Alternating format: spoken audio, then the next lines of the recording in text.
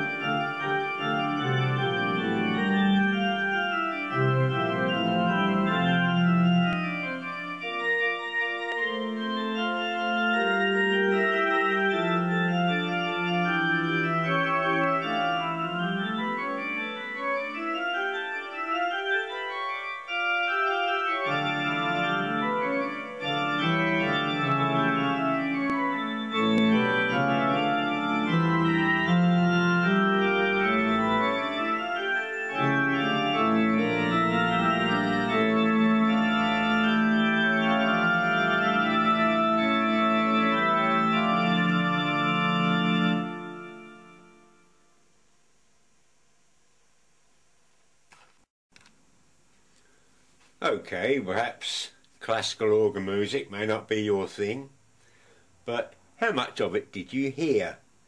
I suspect not too much. My equipment is one factor. The fact that the music file has been compressed would be another one. Then it was converted by YouTube, and then you've downloaded it from YouTube and you're watching this video now. So what are you watching it on? Is it a computer with separate speakers? No? Is it just a computer? Well, most computers only have little speakers like this. This little thing here comes out of a speaker, and it's, well, I think you can see it's just a little elliptical. Well, that can't possibly hope to move the volume of air in a pulse the same as that 7-inch one can.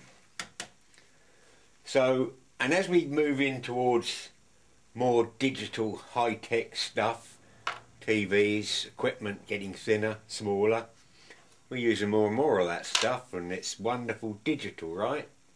And it's all more compression, and I think we're going backwards.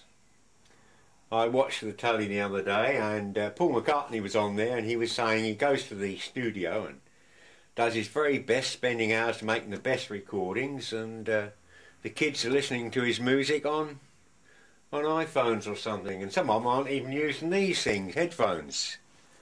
Well, that's hardly hi-fi. Those things might be a bit better, but compared to what we did in the late 60s, early 70s, I was involved in building analog Mullard amplifiers, preamplifiers.